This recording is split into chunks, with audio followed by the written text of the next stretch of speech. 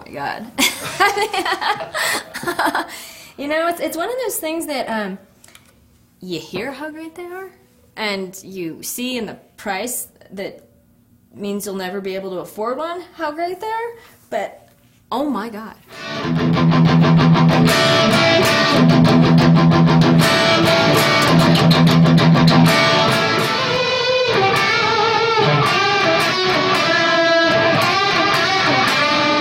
Wow. My God.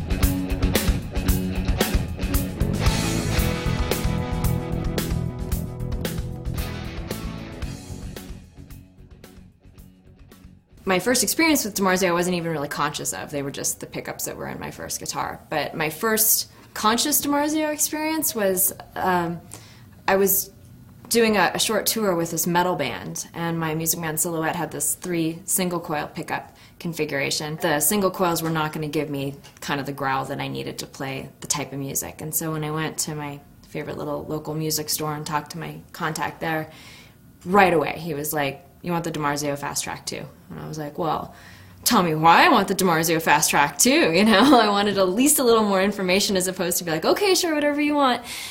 And he just explained a little bit. He's like, you know, it's gonna give you that bite and that growl that you want without sounding incongruous with the type of pickups you have in the middle and the neck position.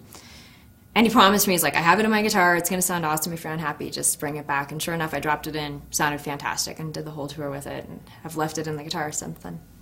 Steve Blucher and I were talking about, you know, which ones to put in here, and these are the 36th anniversary PAFs. And they, you know, what I noticed right away is that it still sounded like a Les Paul, but just like a little bit more so, you know, and a little bit more bite, a little bit more sing to them. And the thing I noticed right away was, you know, on one hand it kept the integrity of the sound, and yet just gave it a little bit more sustain, a little bit just better playing feel, a little bit fatter sound.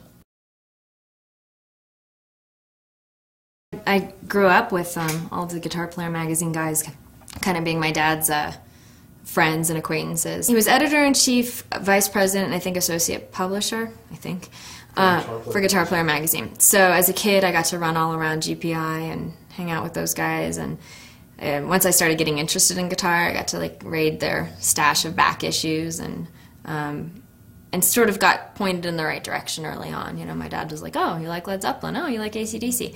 Come check out Jeff Beck. Come check out Johnny Winter. You know, let's go bring you to an Eric Johnson and Joe Satriani concert." So early on, I was kind of pointed in the direction of the greats. Zeffirello, that was the brainchild of our drummer Clementine, and she and I met because we were playing actually in an AC/DC tribute band together, and she and I were both kind of just constant students, you know, wanting to get better at what we're doing, wanting new challenges, wanting to kind of continue to try to take it to another level.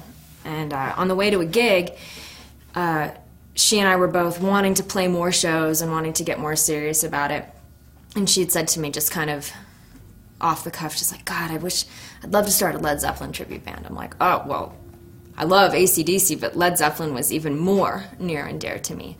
And I said, "Count me in if you ever do it." And she's one of those people where it's like, you know, you tell her that you're into something and next thing you know, you have a gig booked.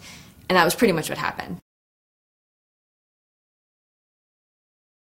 You know, I'm not really somebody who gets nervous before gigs. You know, I get focused, I get excited, and, you know, I don't want to play a bad gig, but I have never been so nervous in my entire life. I mean, Steve Morris is, for me, you know, one of my earliest inspirations, and to this day, one of my favorite guitar players. And he's terrifying. I mean, he's absolutely terrifyingly good. And so you realize when you get the gig, the first reaction is like, "Yes!" And then you're like, "Oh my God, like, I'm gonna actually have to do this gig." Like, I was kind of hoping I'd have this gig maybe after another, like, 20 years of woodshed time. But, and then you realize everybody in the audience is probably a better guitar player than I am too. You know, this is definitely a christening by fire.